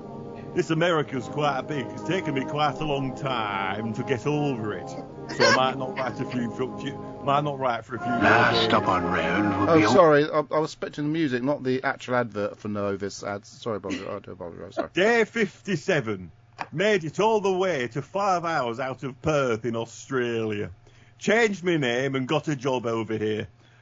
This is the Diary of Billy Kirkbride. I see you around. Billy Kirkbride? That's exactly how Billy Kirkbride ended up in Australia. I think we went off on a tangent somewhere along the line there. Really? Very entertaining. Who went off on a tangent? You! Right, I thought Navazi. the Earth is Martha Jones. Thank It's you, Martha Kirkbride. Kirkbride? What's that then? Billy Kirkbride, Bloody hell. Foot Doctor. Come back, Oh, Kirby. this- Your impressions of Billy Kirkbride. Who probably never listens to the show anymore because I upset him by saying bollocks. He's too busy being a drum star. Okay. Oh, he is, isn't he? Yeah, he's having a great time. Anyway, Lavazi have stuff like... I saw someone come in the shop today wearing a Lavazi scarf, a very, very short one. So if you don't want an 18-foot scarf like I have, and you prefer the... You didn't sort notice me wearing mine the other day, honestly. Eh? What, you got a short one, have you? No, I've got a long one. I bet you have. But what about the scarf, though? That's what she said. Yeah, so, yeah, you can get a short version. Come close to making sense. What? Oh, you're talking about scarves. Sorry. So, yes, you can get an 18-foot scarf, or you get a shorter version, safe version, for £26.99. Safe version. Yeah, so you don't trip over it. I've tripped over. I've had mine trapped to my car door. I've had people stopping me saying, your scarf is hanging out your car door. You're going to break your neck, you silly man.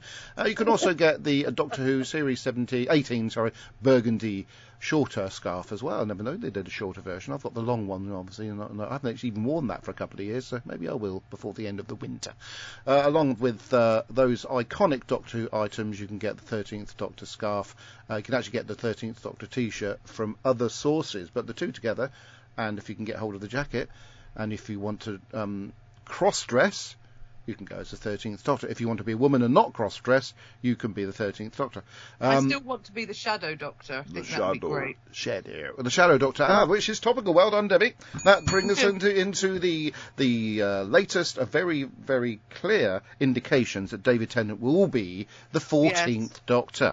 And Catherine and you've Tate also got Catherine Tate will like be a character in Doctor Who alongside...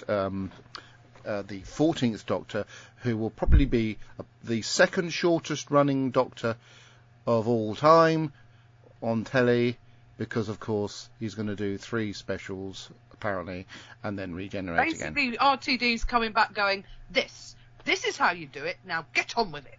I don't think he needs to bring David Tennant back. I think just use your writing. I think it's a bit of a cop-out to bring I think we're Tennant. going to love it. I think we're going to love it, but I think it's a cop-out bringing Tennant back. All he has to do is cast Michael Sheen there and then, the 14th Doctor.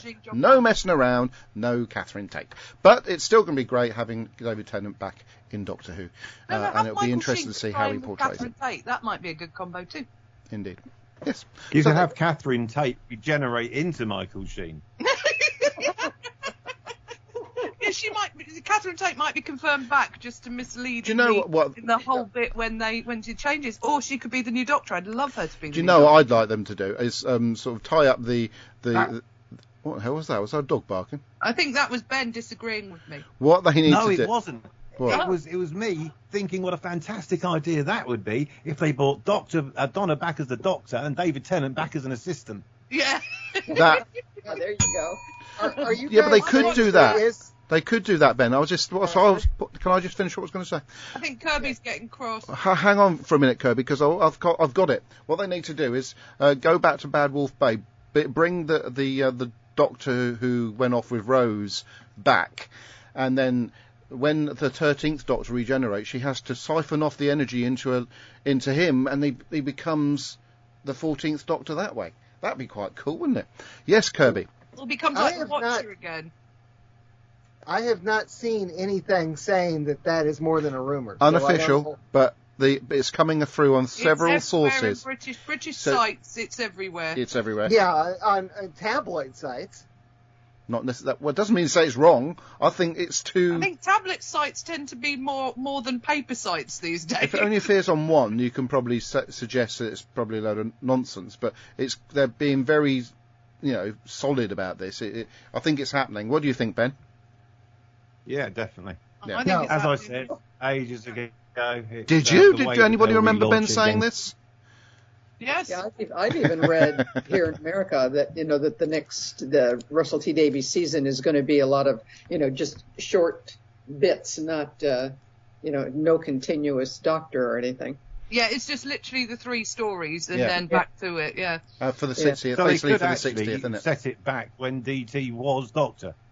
Yeah, exactly. They're not going to. I don't think they're going to do that. But yeah, I mean, wibbly-wobbly, timey-wimey, don't think absolutely, and that could then lead to a mini reset. So all the crap bits that they've written over the last 8 years are written out, and all that mysterious child bobbins. Well, that was close. So you're going to Bobby Ewing it then? You're going to Bobby I can see David Tennant, like brushing his hands and going, okay, let's get back to what we were doing. Yeah, exactly. Honestly, that's how I see it. I haven't got a problem with that. So really. really interrupted by a bad. The most obvious thing is David Tennant. Sorry, Mary, carry on. They're going to Star Wars it. Yes, Mary?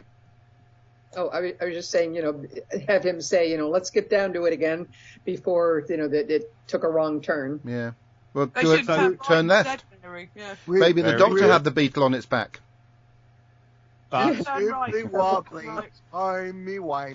see. It's exciting to think what they're going to do with that. I'm really, really pleased. I reckon Ron TD's been sat on the script since he left. Yeah. Well, he was supposed to write something for what's that bloke called? Moffat. That's right. He was supposed to be doing some writing for Doctor Who during Moffat's era, but it didn't. He maybe wrote it, but obviously it didn't happen because no, he went off and did other things. Indeed. Anyway, so we're running sort of with a few bit of time left, so we're going to move on to the next segment of the show. It's not Mary's bit yet, because with these little bits lead up to Mary's bit, because I want to talk about. We haven't actually watched a lot this week. I did post on Facebook what the main things were. The 2 afterlives. That's Ghostbusters Afterlife, which is fab. Still haven't seen it. By way of contrast, Ricky Gervais's Afterlife on Netflix, which was fab. They're so good. This still on series 1. Deb was not spoiled, but she was warned she might need a hanky at the end of series 3, and she was right. She needed a box of them at the end. Bless her. I was really good. I just said there. Spoilers. It's not you a spoiler. You just sat there looking shaken. There are elements of all of the 3 series of Afterlife which you probably would need a tissue for, but it is masterful stuff. It really is. Yes, it is. It's really, really wonderful television. Well, there's no football on this week, and there's no cricket on this week. And I don't think there's any snooker on this week, and there's no darts on until Thursday. So that means I've got 3 nights this week, which I'm going to reserve. You'll probably do it in one. I mean, we could have watched them all in one. Series 2 and 3 to watch. Oh, 2. So, okay, that's fair You've got some Olympics coming up.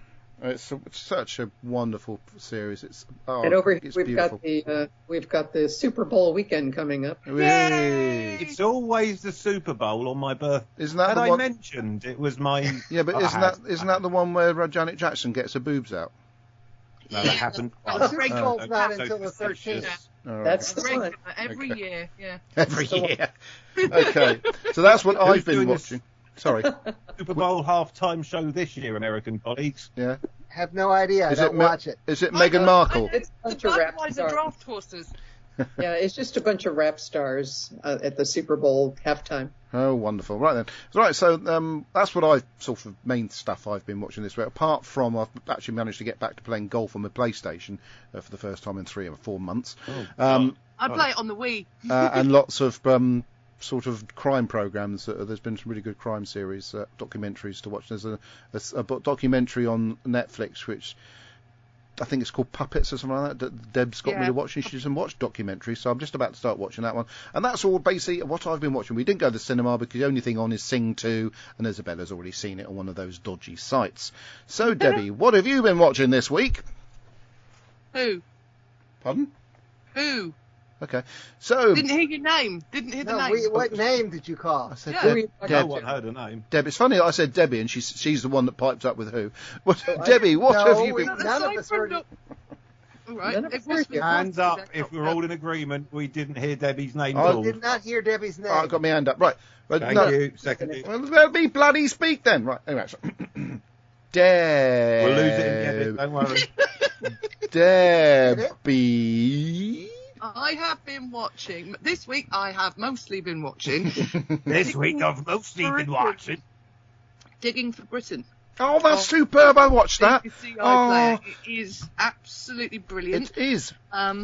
It's just wonderful. Just all the digs that they were doing last year, and just the rounding artifacts up are amazing. The artifacts and body bits, and it's been amazing because they've been digging. Especially favourite episode was one where they're digging the new train line that's going across, and they've found this. They're having to move this cemetery, but the more they're digging through the cemetery, the rarer the finds are that they're coming up with. So I'm wondering if they're going to have to completely divert the train track around it now because it's going to be it's a proper huge dig. Available to download on iPlayer at the moment. I've also been watching Dinner Ladies again. I just love watching Dinner Ladies. Victoria Wood is sublime. Lucy's a dinner lady now. And who is? Lucy. Oh, I did wonder what she was up to now. She's at Gurner Primary School. Oh, cool. And then also, I've been watching a lot of on YouTube. I watch a lot of short things, and there's a lady who does her history, and it's about 20 minutes a time, and I've been working my way through all the queens and consorts of England since William the Conqueror, and that's been really good as well. I've been enjoying that, and I've listened to quite a few podcasts, and I have really enjoyed listening to the Big Finish, that I can't remember the title from, the one that I've got all the discs of, the Master one, with Derek Jacobi as the Master. Well, thank you very much, Debbie. My computer's crashed, so we'll just have to carry on. Kirby, what have you been watching? Wait a second, your computers are perfect. Well, unlike yours, sometime over the next 30 seconds it will come back to life again. And it's still running. It's still running Skype, and I'm still doing the podcast on it. So you may scoff, Kirby, but it is still doing the things I need it to do. But scoff. As far as flicking through websites, I can't actually do that at the moment. What did you watch, Kirby? Your browser crashed, not your computer. The computer hasn't actually crashed. It's just locked up. It's not allowing me to do anything apart from wiggle. Can you get on with what you watched this week, for goodness sake? What, me? Who, me? Yeah, you. Oh, jeez. Okay. I didn't hear my name. Anyway. He definitely did say it, Kirby, yeah. Fred and I have been slogging our way through the 3rd season of Star Trek, the original series. And season, in this case. And she's starting to understand why it was canceled. because we're starting to get to the point where we start watching an episode, and halfway through she goes, "I'm bored," and we go to the next one. Although she did enjoy plot doing that. Huh? You miss ongoing plot doing that. Not Star Trek back then. I suppose not, actually. That TV in the 60s was, you could pretty much drop into any series at any time and understand what was going on. Anyway, so she did like the one with the space hippies. So we have 4 episodes left, and then we'll move on to the animated series. Let's see what else. Just hang in there. I have to agree about Series 3 of the original series Star Trek. It's very dark. So I did not get around to watching The Mandalorian. Boba Fett this week.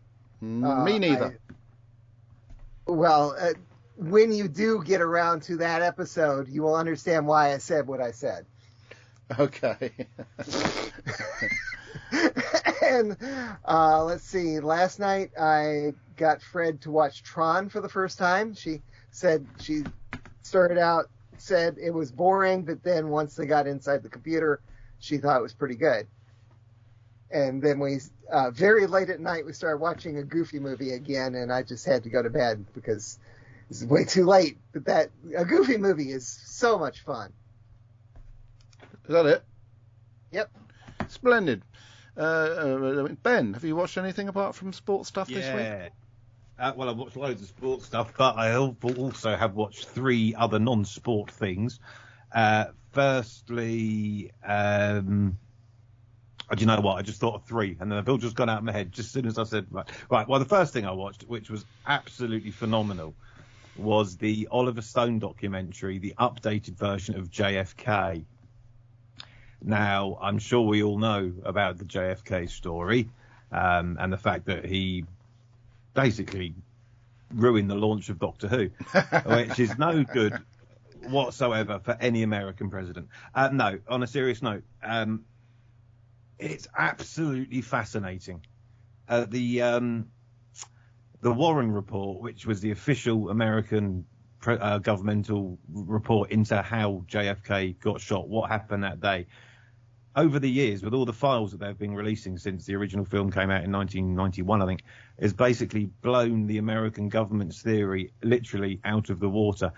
That is not a conspiracy. These are facts that have been coming out over the last 30 years.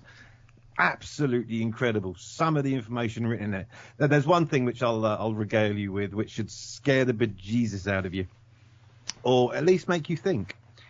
In 1962, these are all facts. Yeah, this isn't conspiracy. These aren't things that someone's dreamt up. These are facts in official papers that were hidden from the American and the world public, as it turns out. In 1962, when there was the problem, well, America had a bit of a problem with Cuba, didn't they, with Castro? Just a small one. Yeah, exactly. And although JFK was trying to calm things down and, hey, calm down, everybody, chill, everybody, just chill, Yeah, isn't that JFK Airport? No, it's John Lennon Airport. I always get those two mixed up. Just chill out. I don't know how someone from Liverpool came to be president, but anyway. So, yeah, they had this problem, and the CIA apparently wanted to start a war with Cuba to try and basically take out Castro, and they came up with several different ways of doing this, and one of them was to get an aircraft, a passenger plane, and crash it into Cuba and start a war that way. Now, remind me, anyone, does that ring any bells of anything that happened, I don't know, 30 odd years ago? Oh, God. As I say, it's not based on conspiracy. These are all facts, and it is an amazing viewing. I'm surprised that it hasn't been made more of with all these files that continually get released. Where can you watch this, Ben? It was on Sky Documentaries. Oh, cool. Actually. Okay. There's a lot of really good stuff on Sky Documentaries. it's so worth tracking down and watching. I've always loved the JFK case. I've always had this funny feeling that it's not right, that we've all, that everyone's been lied to about it. It's not obvious, not that hard to see that it just doesn't add up. Lee Harvey Oswald didn't shoot JFK. That's pretty much sorted out in this documentary, with the fact that people saw him in places which meant that he couldn't have done it, if you see what I mean. It's absolutely, it blows your mind when you're sitting there looking at all this stuff. So there's one thing I watched. Another thing we watched was Griff Rhys-Jones, once a part of Alas, Smith and Jones, the comedian. And not the 9 o'clock news. And not the 9 o'clock news. Of course. He has done many a travel show, but the one we watched was his tour of New Zealand. 4 episodes long, currently on UK Netflix. Don't know if it's on around the world, but it's good enough. It entertained us for a couple of nights. What's it called? Griff's Big New Zealand Journey, or something like that. It's Griff Rhys-Jones. If you type in Griff, GRYFF, it will come up, because there's not a lot of programs with the word Griff in it, apart from Griffin. And there was one other. There was one other. Door. Don't go through the door though. Just do the Griff bit. And there was one other program which I can't remember for now, so I'll probably leave it till next week. But seriously, find the JFK program and watch it, because it is absolutely incredible. Ben? Yeah. Can I recommend a science fiction time travel program that I don't know if you've seen it or not? It's based on a novel by Stephen King, who we were talking about earlier. It's a show here. It's on Hulu. Friend of the show. It's on Hulu here. It's called 11/22/63. I've heard of that. I've heard about this. Yeah, it is excellent. Okay. But here it would be 22/11/63. Right. In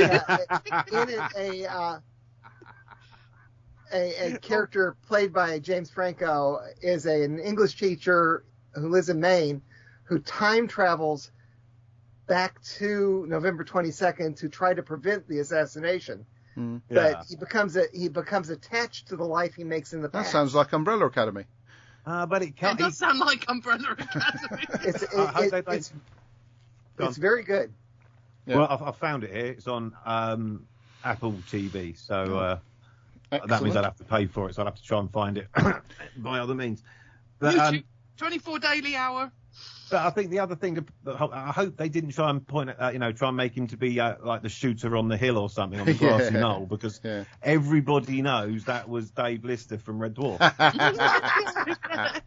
It wasn't. It was number 5 from Umbrella Academy. So get your facts right. Anyway, So Lister first. Before we move on to the highlight of the show, Debbie, you were talking about the Great British Dig. There is a series.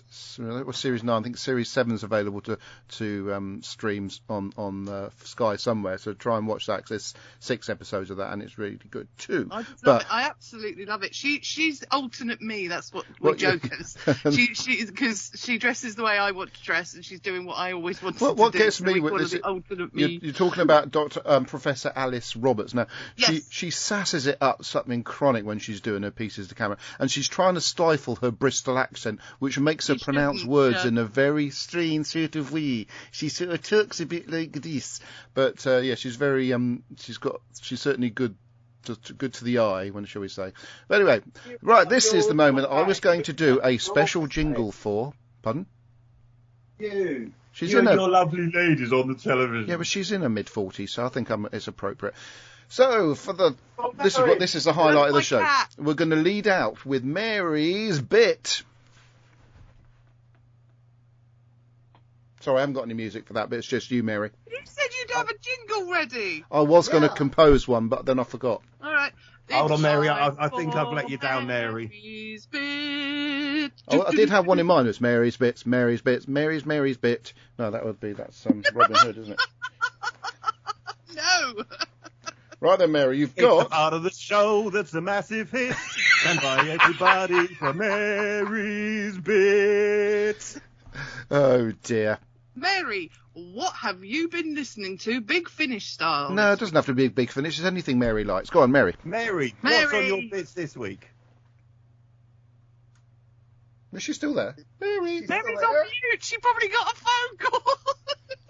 Oh, that big... I'm sorry, I turned my microphone off because I was having a sneezing fit. I realized I had not have it on. Well, bless you, time. I do hope you had your face mask on, because that went right in my ear hole. Yeah, carry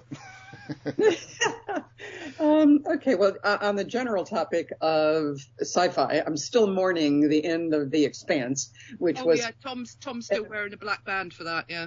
Oh, yeah. It's an amazing series of books, and it was amazingly done on TV, so...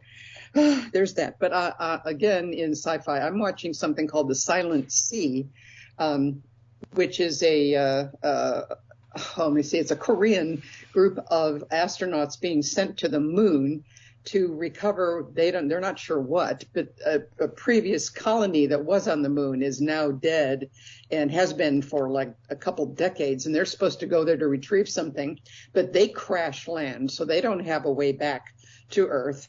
And they still don't know what they're looking for. But they're trying to get signals to Earth to come and rescue them. So I don't know where this is going to go. But I've heard about this. I'm looking forward to watching that, actually. Yeah. Yeah, it's pretty exciting. And I've also been watching the Beatles documentary. Get Back. Yeah, Get Back. Oh, right. that is absolute It's been kind of fun. genius. It's kind of fun to watch them, bicker among themselves. Oh, it's so good. Yoko Ono just sat there. Yeah, it's like Big Brother Beatles. Yeah, but now on to the topic of Doctor Who and Big Finish. I do want to mention that Deb, the thing I think you were listening to was the War Master, the Master of Callus. Yeah, with Derek Jacobi. And I'm bringing that up because I put that on a short list here, because anybody that wants to continue with any Ood stories, the Ood is in this. Yes. Is in this set. The Ood also appear in Jenny, the Doctor's daughter, which I wasn't too crazy about when I heard it, because it's to me it was a little juvenile sounding, like maybe it should appeal to younger listeners, young teenagers or whatever. And now a second box set of the Jenny's daughter has come out or is coming out, but because the first one felt like it was for younger viewers, I've just really not approached the second group.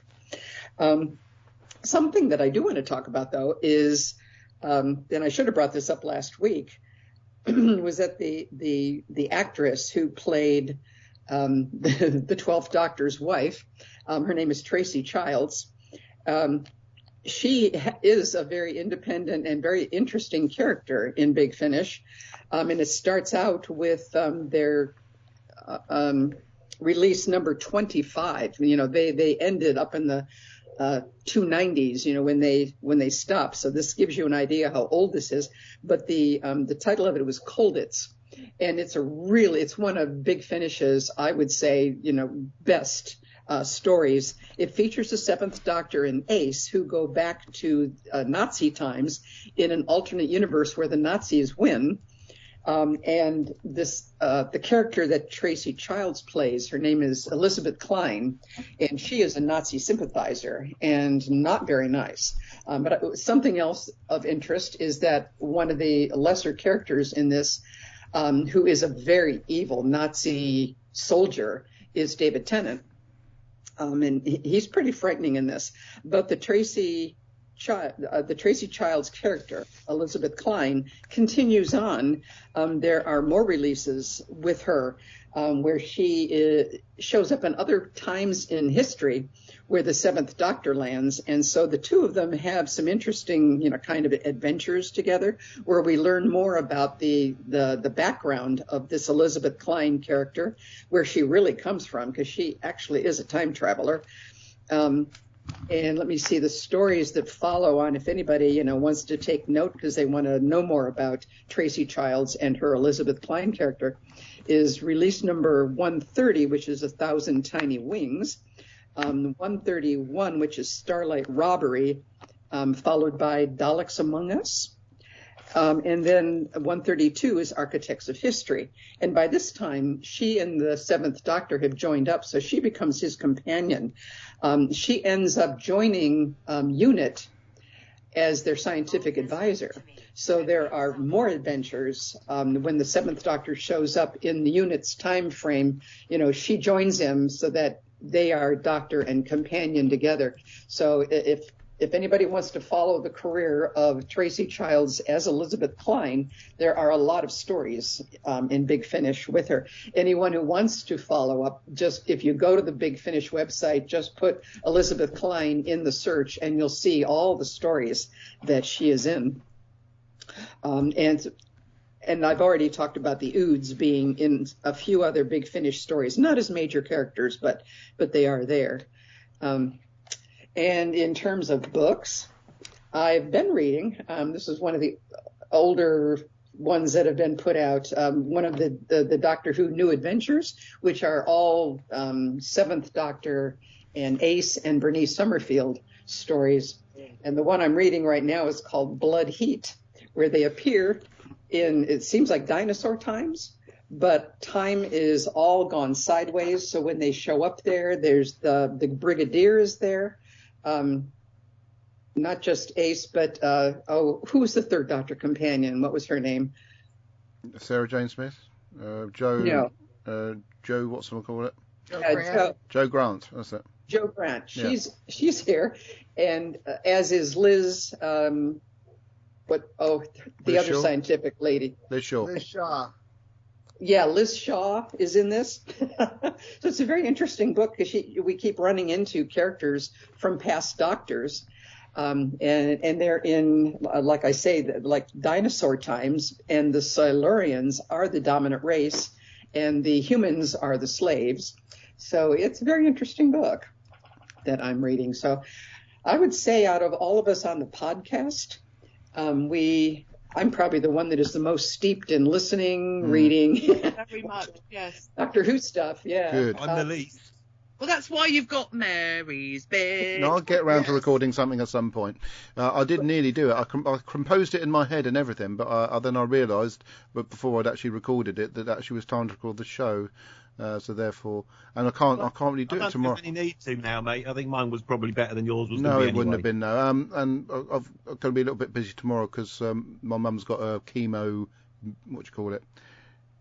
Consultation. So she's got a chemo consult. So therefore, I've got to find out what schedule she's got for a chemo, and that's tomorrow morning, where I would normally be sitting at the computer doing stuff I wanted to do because Deb's out working. I will be. There's one more thing I wanted to say, Yes. and that is a remark by Alan T. Butcher that he put on the live feed, where he said that he has been listening to Peladon. Yeah. We talked about that has both the 6th and 8th Doctor and River Song, and he says it's very good. So I'll go with his recommendation, and I'll be listening to it very soon. Well, thank you, Mary. We have like I say, stuff that I haven't read out from the live feed was Alan T. Butcher saying, I have a long one. There's no need to boast on this show, for God's sake, Alan. Lillian Robin, Martha says she's engaged to Lucifer in the next story, the Sontaran Stratagem. That's before, of course, she goes off with Mickey. And then, although she does marry Mickey, that's what I just said. Alan T. Butcher says, this week I have been hearing Big Finish's Peladon, highly recommended and closely studied. A big surprise bonus included on top of the announced featured characters. There's some. If you want to watch Ghostbusters Afterlife, if you like Ghostbusters 1 and 2, you will like this film. It's got some charming actors. I mean, I love that Rudd chap, who played Ant-Man. Can't remember his name now. I think he's great. And of course, the little girl who plays young Sheldon's nemesis is also a character in it. So, Alan C. Butcher, the other Griff was Griff the Cook, the greatest character in the history of Doctor Who. And then Terry Miles says, the sound has gone, Adam. That's because I had a notification on my iPhone saying that it's just about to run out of battery. And if it does, of course, that's the end of the video feed, whatever happens. And then Lillian Robin said, the food's terrible, Griff the Cook. That's a quote. And I said to Terry, I have no control over the sound, it's via my iPhone. Then I had a look at it and realised why it was doing it. And then, of course, Lillian Robin does the old Kirby thing, sarcastically saying, perfect technology, those Apple products. Well, it was. It wasn't Apple's fault it was running out. It's the fact that the show's quite long. Terry Miles, you're back now, front and sides too. And then there's an explanation from me, and then I said that Lillian was glad she noticed that Apple products are good. She thought that was really funny. Naturally she thought. In fact, I had a bit of feedback from one of the customers at M&S saying that I'm really funny, so I'll take that, to be fair. Sorry, did you have anything else to contribute, Mary? No, that's it. Oh, well, thank you very much. I think that worked rather well. Next week. Thank you. Here. Next week it's the Sontaran Stratagem and Poison Sky, or is it the other way around? Yeah. So it's a 2-part story which we must digest. Next week? Yes, I believe so. I don't think. Yes, that's next week, Kirby. You said that first. Pretty sure it's next week. I've got a show to record in a few weeks' time, but I did tell you about that one. What I want to know is it next week? I'm not sure. I'll have to check my diary. I wonder if it's next week. Yeah, so that is about it. I'm hoping to be back to the cinema. We actually did get our unlimited cards come through this week, which is ironic considering we didn't go. And the other ironic thing is that they said that we'd get half-price things at some website where you can get half-price food at various food outlets, and none of them are on the Isle of Wight. Isn't that wonderful? Great idea that was. So that was I wanted it anyway. It was just going to be a bonus, which isn't a bonus because there's nothing there to have. But yeah, but there's some good films coming out, or potentially good films over the half-term week, I believe, and I'm hoping to do or make the most of having the unlimited pass for those. But at the moment, nothing on. But if you get a chance to see Belfast, it's a great film. Looking forward to that. So. I checked, by the way, to see if Griff's Great Kiwi Adventure was available on any of my streaming services. It is not. Oh. Boo! So, until next week, thank you for listening, watching, taking part in the show. Please continue to provide us with feedback, because we do love to hear your words or read them, and let's have some new people as well. That would be nice, wouldn't it, Deb? Yeah, because at the moment it appears we've only got 8 people that watch the show, so, but not according to the Podbean ratings. How many is it? It's about 16. How many people actually download it, though? Oh, it's usually about 70 people a week. But the trouble with is, Kirby, they not only do they download that week's episode, they download episodes from previous weeks going back to 12 years ago. So it's always ticking over. Well, I always listen back to our previous. I'm about a year behind. I have to listen to them in the car sometimes, so I'm about a year behind. But I do enjoy listening to it when I do listen back. And I think a lot of people, don't listen to it, as we record it, the week we record it. They'll catch up, or they'll sort of bank them up for a time in which they're going to be listening to lots and lots of podcasts. So it doesn't bother me. And streaming, they didn't even have the figures for streaming, to be fair. So, but it does appear by the hardcore listeners are the only ones that actually do contribute feedback. So, if you're a long-term listener or a short-term listener, like Kirby said, you met someone, didn't you, that recognised your name in a supermarket? Not a supermarket, it's a liquor store. A liquor store. Well, there you go. But that's nice. So, like I say, anybody like that who's an undercover listener, make yourself known. But until next time, goodbye. Goodbye, Fancy Pants. Scarecrow.